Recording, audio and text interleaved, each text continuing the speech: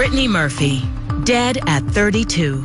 Is she breathing? No! There certainly were signs that Brittnay was in trouble, but nobody thought she would die.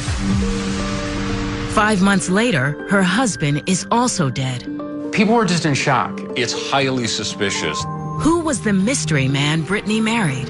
I think anyone you talk to who did any business with him, the word that everyone uses is shady. That's the word. It's just shady. I think if Brittnay had not gotten involved with Simon, she would be around today. These are pictures I took of Brittnay. And why did he allow cameras into their home just 3 months after she died? He looked disheveled. He was sweaty. He looked sort of out of it. In the wake of the 2 deaths, a firestorm of speculation. Everyone automatically just said drug overdose. We heard about toxic mold. We heard about prescription drugs. Could it have been mold in the house? Could she have been poisoned? There was a definite murder situation. Tonight, a look at the life and death of Brittnay Murphy and the inside story from friends and colleagues who knew the couple. He kept telling me he wanted to kill himself after she died. At one time, Brittnay Murphy had it all. Ashton and Brittnay were a tabloid couple made in heaven. So how did this Hollywood fairy tale turn into a nightmare? Brittnay Murphy's legacy, unfortunately, is not going to be her star power. It's always going to be her tragic, untimely death.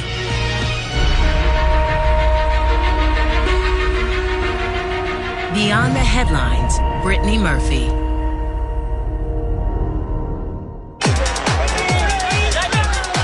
Brittnay Murphy, a one-time rising star in Hollywood. When Brittnay was on film, she lit up a room. A darling of the red carpet. What makes anybody a star is not talent, it's it. And she had it. Her death at the age of 32 is stunning.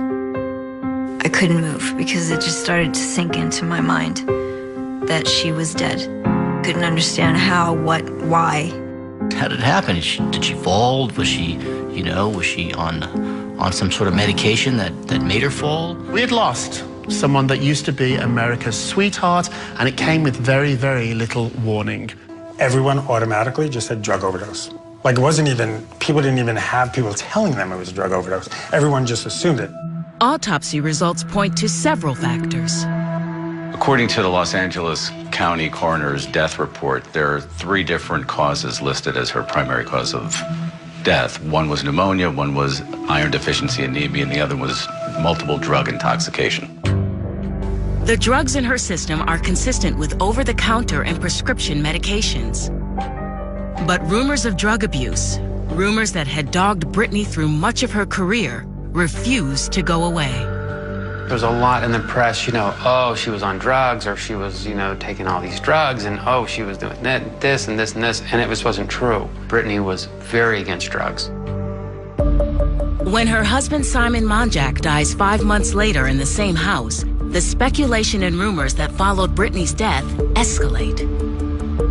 After Simon died, the celebrity community exploded in conspiracy theories. It was surreal and sad enough when Brittnay died, but then just months later, Simon died in the same house. It just got spooky. It just got really weird, really twisted. Hollywood wondered, had drug abuse been a factor? Could it have been a freak accident or even foul play?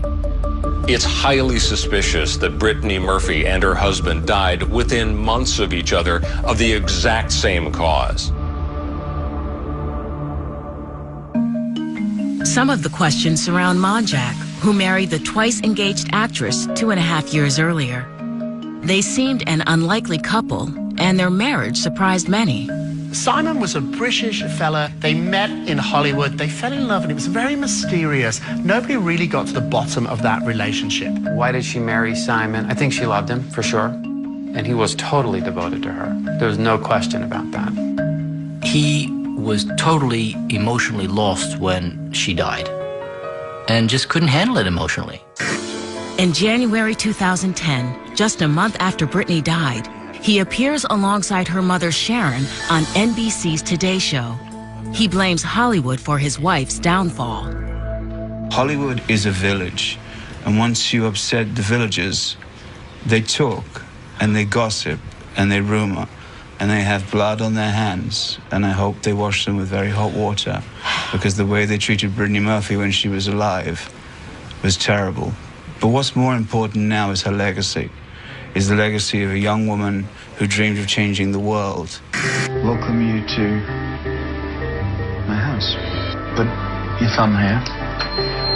And Then 2 months later, Monjack invites Radar Online's cameras into the home he and Brittnay shared, and the unshaven and disheveled widower gives a tour. a couple of thousand pieces in all. We have, what do we have? Matthew Williamson dresses, but there's just so much of it. Simon gave a very bizarre tour of the house. Here is where the money's made. People never really understood why he did that. This is the camera system. It's actually 56 cameras that cover the house, inside the house, outside the house. He looked disheveled, he was sweaty, he looked sort of out of it. Nobody understood why he was doing this. Yeah, these are pictures I took of Brittnay. This was actually the picture that we used as at the funeral, framed by the funeral home in the sort of final bow. He clearly was in a very, very dark place in his life. Along with the tour, Monjack sits for an interview where he explains his motivation. You know, and I'm sure people are going to say I'm doing this interview for attention. Not really, you know. I've had enough attention. I'm doing this interview because there needs to be a record of the truth. I think Simon felt he could not live without her, or did not want to live without her. I know that. He called me up and he kept telling me he wanted to kill himself after she died. This was a man that was full of life. Publicist Roger Neal, hired by Monjack after Brittnay's death, witnesses the widower's declining health. The last time I saw him, we were meeting, and, you know, he'd be talking to me, and all of a sudden he would just drift off he was sleeping. He was ill. Sharon said he had the flu.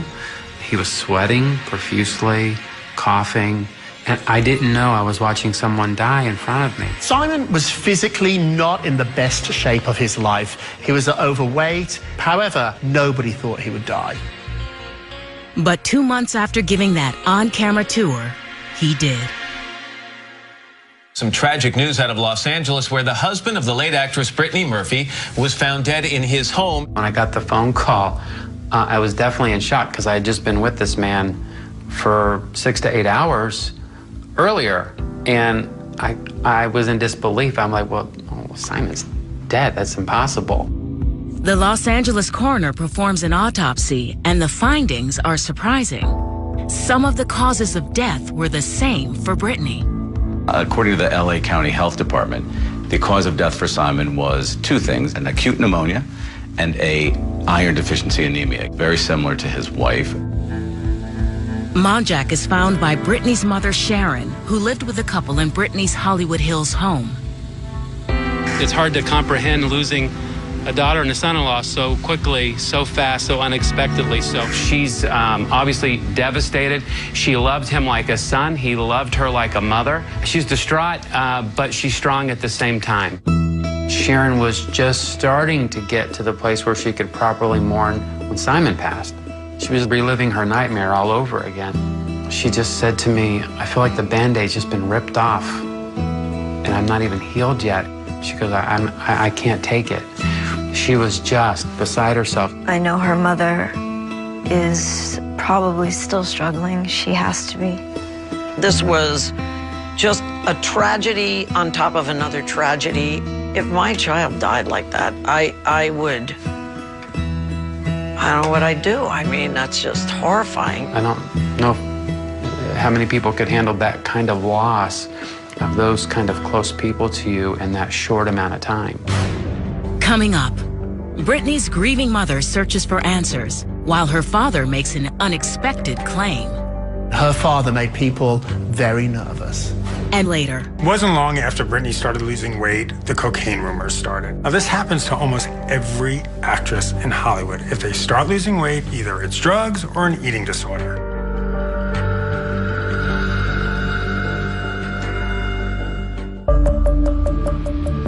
The sudden death of actress Brittnay Murphy, followed by that of her husband 5 months later, stuns the entertainment community.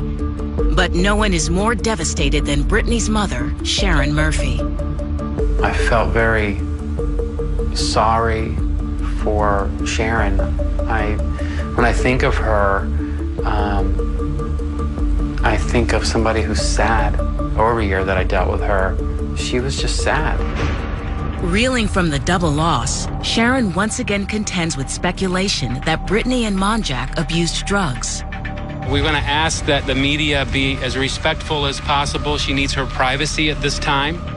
In July 2010, after the coroner releases the report about Monjack's death, Sharon issues a statement saying, "Just like my daughter Brittnay, there was no kind of drug overdose." The single mother had nurtured her only child's dreams, even moving them to California so Brittnay could pursue acting. By all accounts, the two, who lived together up until the actress's death, were inseparable. You couldn't get a closer mother-daughter relationship. Her mother was there by her side every day on set. They were connected. I mean, there was no doubt about that. Brittnay and Sharon were a pair, all the way to the end. Sharon was reportedly also extremely close to her son-in-law. Sharon thought of him like a son. All they had was each other. So, you know, you learn to lean on the person who's the man of the house, and he became the man of the house. Initially, Sharon Murphy dismisses any connection between the deaths of Brittnay and Monjack. When rumors emerge alleging toxic mold killed the actress, Sharon calls them baseless. But she later files a lawsuit that suggests she has changed her mind. Sometimes people who are overcome with emotion and grief express that in the legal system. An earlier claim brought against the builders of the Hollywood Hills home for construction defects was filed before Brittnay died and was ultimately settled. But 2 years after Brittnay's death, Sharon sues the attorneys who had advised her to settle, because by settling, she lost the ability to ever sue the construction firm for wrongful death. The entertainment media jumps on the story and reports the new lawsuit means that Sharon now believes in the toxic mold theory. She ended up suing her lawyers, claiming they weren't honest and upfront with her about the nature of the action against the home builders. That lawsuit is ultimately settled and the terms are not disclosed. Meanwhile, a figure from Brittnay's past emerges, Angelo Bertolotti. He says that he is Brittnay Murphy's biological father, and he sued to establish that fact. He wanted to establish his paternity so he could have a more legitimate role in exploring her death. Sharon and Bertolotti divorced when Brittnay was only 2. It was really just Sharon and Brittnay. I mean, the dad really wasn't around. Sharon was a single mom. I had never heard about a father. He did interviews, he did press conferences, he demanded to find out the truth, all at the same time, only bringing more attention to himself. In January 2012, a little more than 2 years after his daughter's death, Bertolotti, dissatisfied with the coroner's explanation, sues to obtain Brittnay's hair and tissue samples. Ultimately, he did get these samples that he sent to a laboratory that came back with some very shocking results. Almost a year later, in November 2013, Bertolotti reveals that an independent laboratory found what it called high levels of 10 different heavy metals. He claims the results showed that lots of foreign toxins were found in her body, including some toxins that are often linked to those in rat poison. Bertolotti goes public with his findings and makes a bold claim on Good Morning America. I have a feeling that there was a definite murder situation here. Yeah, it's poison, yes, I know that. He intimated she was poisoned on purpose. Her father made people very nervous. The actions after Brittnay Murphy's death are truly surreal. He's trying to inject himself into the controversy, establish that he was the father, trying to get a hair sample from her, his theory being somebody killed her with heavy metal elements. Several forensic scientists counter that the substances likely stem from hair dye. The Los Angeles coroner declines to reopen her case. The coroner put a statement out saying that they stand by their findings. Brittnay's mother also disagrees with Bertolotti. In a letter to The Hollywood Reporter, she writes in part, Angelo has shown he only wants to trade on Brittnay's life, career, and good reputation, even at the cost of putting a cloud over her memory. After not being part of her life for all those years, to suddenly become this concerned, people had suspicions. Can I answer why they're both not here? No, I can't answer that. Do I think somebody killed them? Personally, I don't think anybody killed them. Coming up, the role that made her famous and the lengths she took to remain in the spotlight. She went from this, darling brunette, and then the next thing I knew, she was this bleached blonde that I didn't know.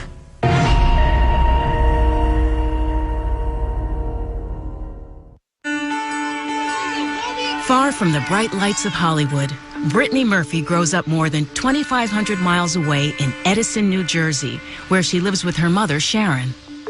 They were a middle-class family, hardworking people, very nice. Sharon worked very hard to support Brittnay. She was the chief cook and bottle washer with Brittnay, really.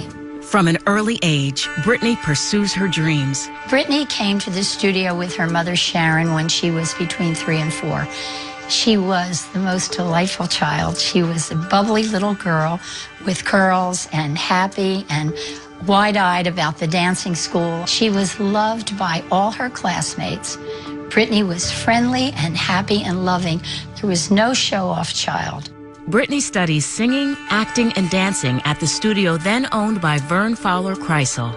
Her mother knew she was a very talented child. Her mother knew that right away. I know she did. She never missed a line. She never missed a word. She knew everything. She was in character at every moment. But I didn't know at that point whether she would dance, whether she would sing or act. She could do all three and do them well.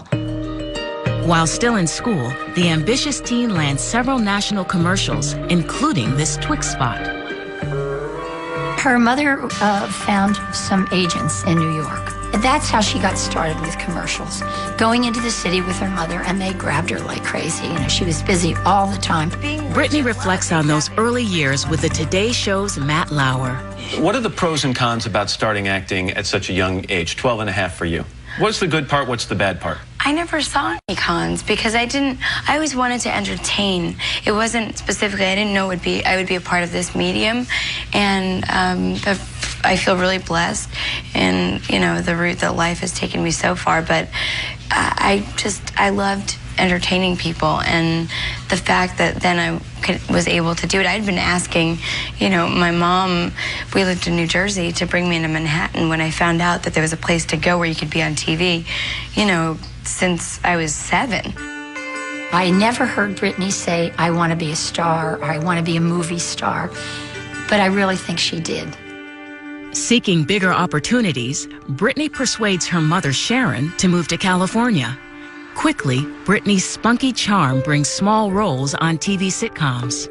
When Brittnay first started getting roles in Hollywood, it was a lot of TV work. She did a show called Drexel's Class. She did Sister to Sister. She did Party of Five.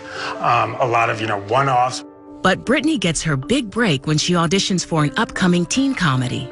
She is cast alongside another relatively unknown actress, Alicia Silverstone, in the movie that would be Clueless.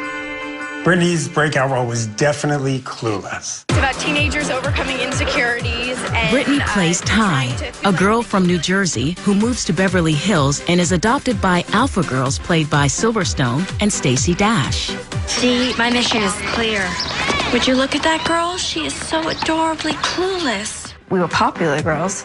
We had opinions. We helped Brittnay Murphy's character, Ty, because she was the new girl at school and she was lost. So we did a makeover. Brittnay on set was very funny, lighthearted. She was just, full of energy. Sometimes you had to think, okay, could you just calm down a minute, just relax. The movie is a critical and financial hit. Brittnay's reviews are strong, but it is Silverstone who is the breakout star. I mean, this was a movie that was so huge. Everyone was talking about it. It made globs of money. It instantly established her as a gifted comedienne. She was light, she was funny, she had the ability to be self-mocking, but she also projected a vivid sense of being troubled in a light and funny way. That troubled quality is apparent in her next big role in Girl Interrupted. She plays a patient in a psychiatric hospital opposite on-screen heavyweights Winona Ryder and Angelina Jolie. Her name is Daisy, and she's in the hospital because she was clinically diagnosed as having agoraphobia, and she's addicted to laxatives. She shows up in her next major role, Girl Interrupted, playing someone with an eating disorder. There's that great scene where you see that she's taken all the rotisserie chickens from her dad and pretended to eat them, but actually stowed them under her bed. And this becomes, I think, a chapter in her on-screen persona, this sense of a girl who is perhaps a little too thin, who has issues there. She could access that piece of humanity that is really tortured, and she could do it really well. As it did in Clueless, Brittnay's work gets positive reviews, but once again, it is her dynamic co-star whose performance is remembered. When you think Girl Interrupted now, really you think Angelina Jolie because she won an Oscar for the role. So, you know, you sort of forget, oh wow, that's right, BrittnayMurphy was in that movie. Ultimately, Brittnay finds Hollywood has a limited appetite for the adorable brunette girl next door sidekick. Eager to morph from cute to sexy, and determined to become a Hollywood leading lady, she takes matters into her own hands. Brittnay really changed her look. She went from this, you know, darling brunette, and then the next thing I knew, she was this bleached blonde that I didn't know. Not only did she go blonde, but, you know, she went from sort of this chubby, you know, young woman to this really va-va-va-voom sort of ingenue Hollywood starlet. It was another side of Brittnay we hadn't seen before. Becoming a woman, becoming confident, but people definitely noticed that she started losing weight. Along with a startling slim down come rumors of drug abuse and eating disorders. It wasn't long after Brittnay started losing weight, the cocaine rumors started. Now, this happens to almost every actress in Hollywood. If they start losing weight, either it's drugs or an eating disorder. It just happens, that's what people start suspecting. However, Brittnay is unable to shake the rumors, no matter how strongly she denies them. Coming up, Brittnay's career continues to rise until a gossip site makes a devastating allegation.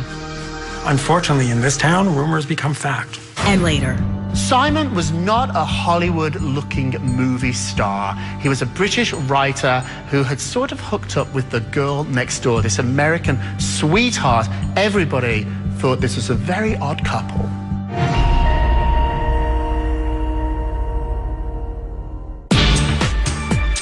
Brittnay Murphy arrives in Hollywood with dreams of stardom. Her breakout role in Clueless puts her career on the fast track. Now, determined to move beyond the cute ingenue to sexy leading lady, she dyes her hair, changes her wardrobe, and pursues bigger roles. Her next part in the 2002 hit 8 Mile cements her reputation as a dramatic actress. 8 Mile, I think, is far and away Brittnay Murphy's best movie and her best performance. Her performance earns critical praise, but once again, it is her co-star, rapper Eminem, who has people talking. She got a lot of attention, but again, like many of her other projects, it was a supporting role. So when people think 8 Mile, they think Eminem. How was he as an actor? Extraordinary. See the film. Oh my Lord. And do you think he's extraordinary because he's playing a role that's so close to his life? I think he could play any role he wanted to if he decided to. I have a wealth of faith in him as far as his talent is concerned. I find the man is a genius. On-screen chemistry with Eminem leads to rumors of an off-screen romance. You two had a relationship for a short time, I understand. Yeah, that's what they're saying, huh? Yeah. They said that. Well, you said that too, didn't you? They said that. No, they said it, and then I responded. But not anymore, because I see rings on your finger there. And Yes, this is for a film called Just Married. That has nothing to do with a guy? January 10th. It's a promotional plug. And I fell for it. Promotional plug or not, her next leading man in the 2003 comedy Just Married also becomes her leading man off-screen, Ashton Kutcher. These two, Ashton and Brittnay, were a tabloid couple made in heaven for how cute they looked together.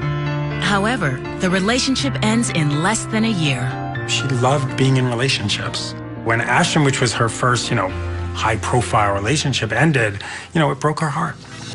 Despite some setbacks on the personal front, Brittnay's professional life continues to thrive. In 2003, she co-stars with 10-year-old Dakota Fanning in Uptown Girls. This is the first time that you're expected to drive the movie. Geez. I suppose so, if you say it like that. Well, no, but it's an important thing, and I'm curious, what made you choose this role, then, as kind of your coming out party? I didn't really intend it to be a coming out party, and I intended to make a film that basically the entire family could see that was full of a ton of heart. And when I read the script and the offer came in, it was just, it was as if there was pixie dust sprinkled all over it. It was magical, and it was funny and charming, yet still had romance. Brittnay earns $1 million paycheck for Uptown Girls. This was a lot of money for someone like Brittnay. This wasn't someone who came from money. Now that Brittnay is making real movie star money, she buys a real movie star house. It was built by Madonna. Madonna sold it to Justin Timberlake and Britney Spears, and Justin and Brittnay sold it to BrittnayMurphy. Just really a beautiful place. Definitely a star home. Brittnay and her mother Sharon move into the Hollywood Hills home together. When you buy a house in Hollywood like this, it says, I've arrived, I've made it. But once you've arrived, the pressure mounts to stay on top. And in Hollywood, for an actress, that can mean constant work maintaining an image of perfection. I think there is absolutely too much pressure to be even thinner on set, and that there's always a part of your body that could be improved upon. When you feel like your career is slowing, you think, okay, am I not thin enough? Am I not pretty enough? Am I not good enough? Rumors about an eating disorder and drug abuse persist despite Brittnay's insistent denials. She went on record with Jane Magazine and said, I had never done cocaine. I've never done cocaine. I'm losing weight because I'm just a healthy girl. I'm doing it the right way. But the rumors persisted because once a rumor like that is out there, it's really hard to shake it. Along with the eating disorder rumors, there are whispers that she's unreliable and difficult on set. Rumors that her friend and body double, Meredith Zeeley Ostro, strenuously denies. I really didn't understand when people would say, oh, Brittnay, and I'd be like, what, oh, Brittnay? She showed up every day, whether she was sick or not. She really wanted to give herself fully to whatever production she was on. That was my experience of her on set. Still, the rumors continue, and Brittnay's reputation hits bottom, thanks to a blind item on a gossip site about an actress called Jordache Junkie. There was a blind item about a Jordache model who had been having sex with somebody at a party. Blind items are terribly, terribly damaging. They have everybody guessing who the celebrity is. The New York Post points to Brittnay, who recently became the new face of Jordache jeans. All this certainly took its toll. She suddenly became no longer an actress, she became a punching bag, she became a tabloid baby. Brittnay denies the allegations, and the New York Post issues a retraction. But it's too late. These rumors just it's just a snowball effect. Even if that starting rumor's not true, and it just keeps building and building and building, unfortunately in this town, rumors become fact. Several weeks after the Jordache Junkie blind item, she and her long-term agency split. Did they part ways? Did the agent fire Brittnay? Again, rumors, speculation. Her personal life also spirals down. In 2 years, she has 2 broken engagements. But is her luck about to change? Coming up, a new man sweeps Brittnay off her feet, and not everyone is happy about it. I think anyone you talk to who did any business with him, the word that everyone uses is shady. It's just shady.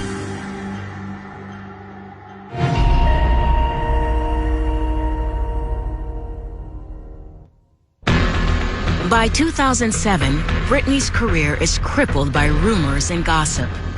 She seeks comfort in the arms of a new man, Simon Monjack, a British citizen known variously as a producer, screenwriter, and photographer. No one really knew who he was. Some accuse Monjack of being a con man, bilking unsuspecting women and running out on unpaid bills, allegations he denied. Simon has been caught in many lies. There were, lawsuits against him. She didn't know about his financial problems. He had some $300,000 in settlements he had to pay out. I think anyone you talk to who did any business with him, the word that everyone uses is shady. That's the word. It's just shady. To others, he is charming and highly intelligent, attempting to protect and relaunch Brittnay's career. I never got a feeling from Simon that there was any dishonesty. Otherwise, we wouldn't have been able to do business with him. Simon was a very well-spoken, intelligent, well-educated, interesting person. She liked that he was educated and really worshipped his intelligence.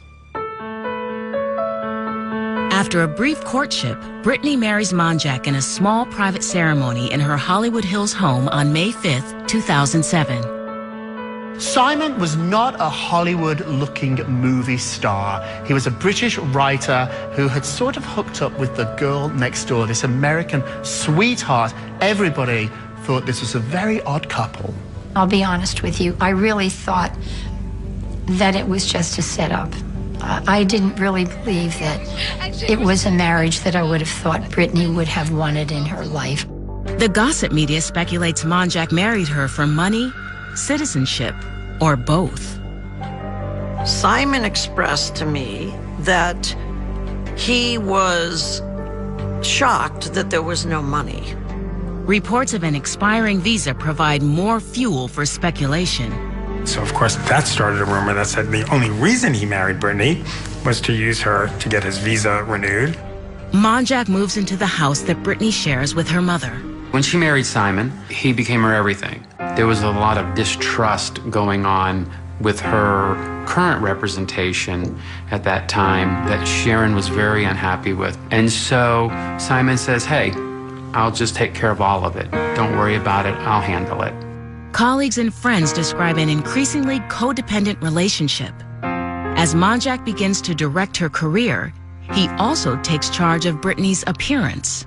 He became her manager, makeup artist, hairstylist, and wardrobe stylist. Should he have been doing everything? Absolutely not. When fame hits, people are going to cater to you. Sometimes great people, sometimes not so great people. They weren't good for each other emotionally, even though they loved each other. Martha Coolidge casts Brittnay as the lead in the Lifetime movie Tribute.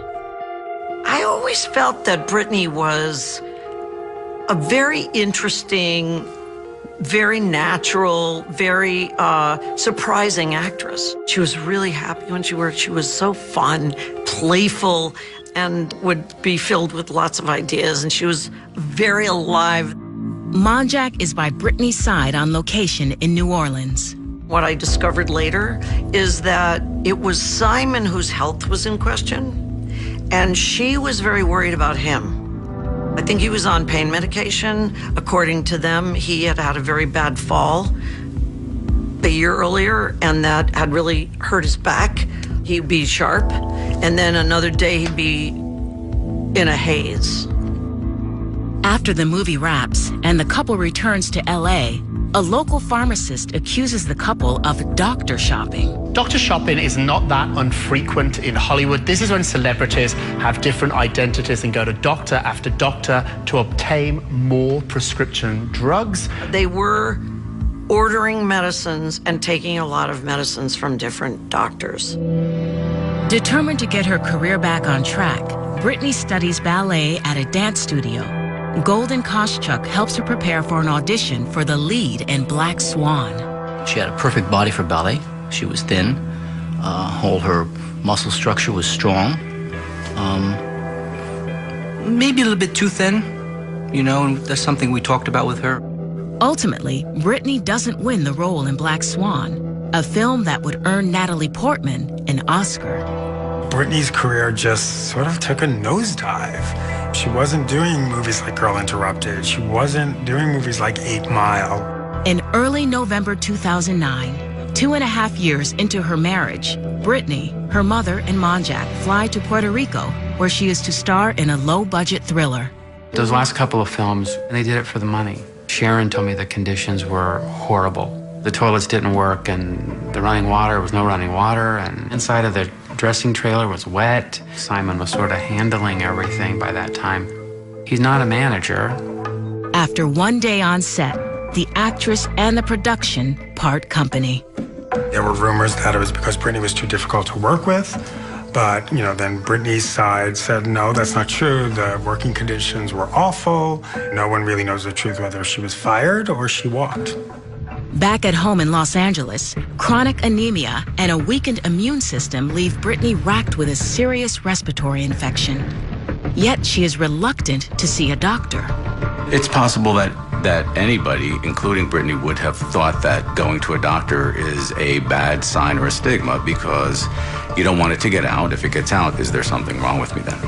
Coming up, a distraught mother makes an anguished 911 call. Is she breathing? No! Okay, so somebody's doing mouth to mouth? Yes!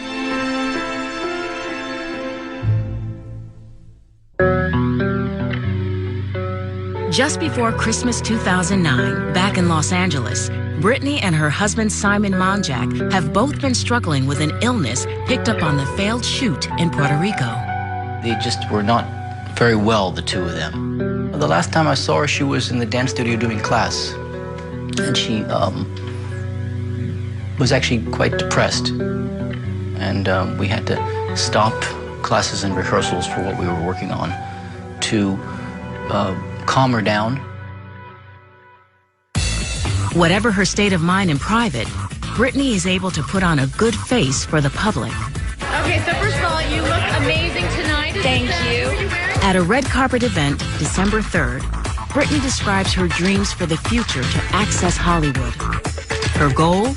Starting a family. New Year's is around the corner. Any fun resolutions for the new year or any fun plans? I would love to be in a snowy, cold climate. A snowy, cold climate. Okay, For the holiday season. Okay. That's a goal. That's a goal. Okay. As far as having a New Year's resolution, I'd love to have a child next year. She was going to have a family.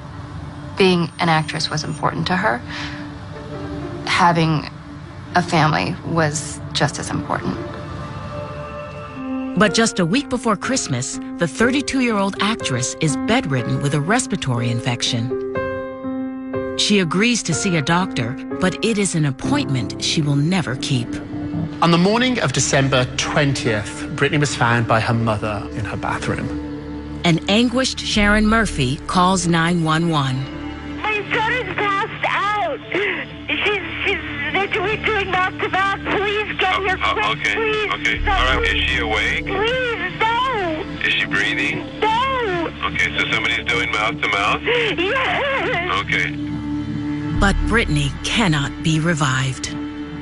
They saw them come round the corner of the house with her on a gurney, and there was one fireman trying to resuscitate her. Actress Brittnay Murphy died today, apparently of cardiac arrest after being found unconscious. When I heard Brittnay had died, the wind left my chest. I think everyone was just heartbroken. She had the best spirit, and she was like a bright light. Less than 3 weeks earlier, she had spoken about spending the holidays in a snowy place. Instead, on Christmas Eve, she is lowered into the ground. According to Sharon, the funeral was beautiful. She said she looked, you know, like an angel lying there. A month later, when Sharon appears on the Today Show alongside Brittnay's widower, she denies Brittnay ever did drugs, citing a heart condition. She was diagnosed with a heart murmur when she was a young teenager, and she was terrified of anything happening to her. She never did any drugs, ever. The bottom line is if she'd done cocaine, she'd be dead in a second. Then, 5 months after Brittnay dies, Monjack is also dead. Years later, people still speculate about what happened. We heard about toxic mold, we heard about prescription drugs, we heard about toxins. This is a mystery that has never quite been solved. What happened to Brittnay? Why all of a sudden did her life just go down? Was she consumed by the Hollywood machine? She was a person of great imagination and of great sensitivity, but she got wrapped up in a life that wasn't good for her. Was the pressure to succeed too much for her to bear? I really believe it was her own demon inside, of her wanting to be something that she could not be. Did she marry the wrong man? I think if Brittnay had not gotten involved with Simon, she would be around today. Whatever the cause, Brittnay's was surely a life cut short. She was too young to leave the earth. She was just starting a great big fat career. It just didn't seem like it was her time to go. In a town familiar with tragic tales, the rise and untimely fall of this Hollywood golden girl still has people wondering. It's not her acting skills that she's ultimately going to be remembered by. It's her untimely and somewhat puzzling death.